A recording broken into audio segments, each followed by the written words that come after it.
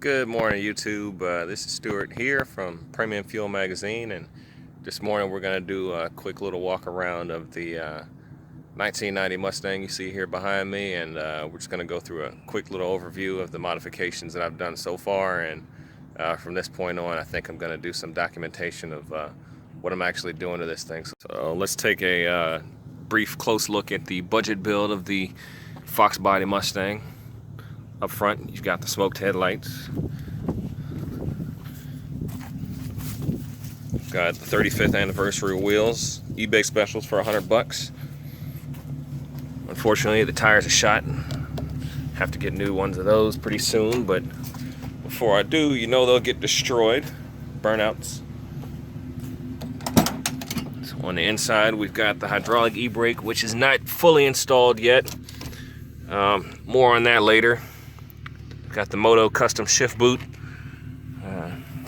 eBay racing seats, harness support bar, which actually does add a little bit of frame stiffness.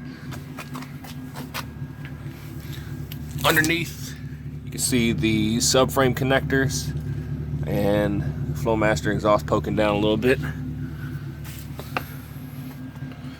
And we're gonna pull into the garage and take a look at a couple of other things.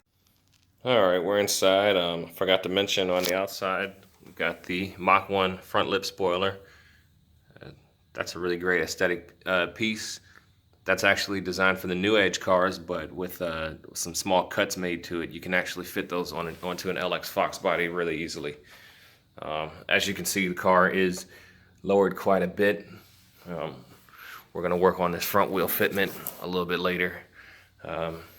So in the rear, we're actually lowered with Steeda springs, which you can't see from this angle, but they're Steeda springs for a Cobra Mustang because this is the IRS car.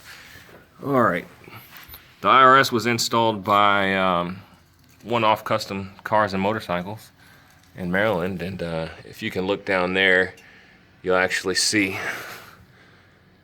the bolts where the IRS used to, or where the rear suspension used to be connected by quad shocks, and that's been bolted and welded in. There's a lot of different ways to do that. That's the way I chose to do it. Alright, so I've got the front wheel off, and I wanted to show you a few things. First of all, here's the Raceland front coilover setup, which is a pretty decent suspension, especially for the price that you get it for. Please don't mind my ultra cheap spacers.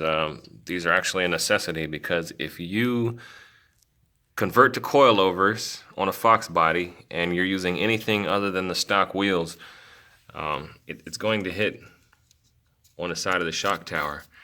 And the only reason these are on here is because they absolutely have to be.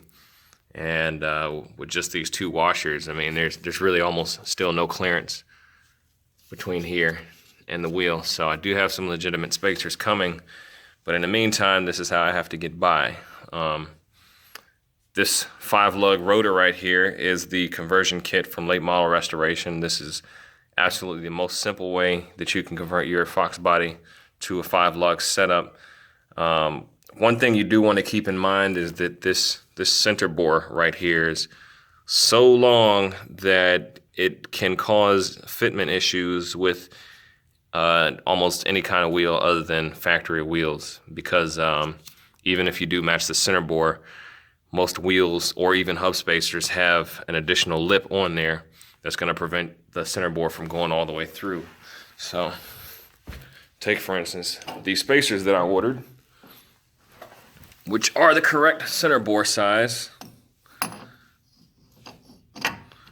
will not fully install because they're hitting that lip, and that's how most wheels are made as well. So these are going away, and I have to go with some non-hub centric spacers.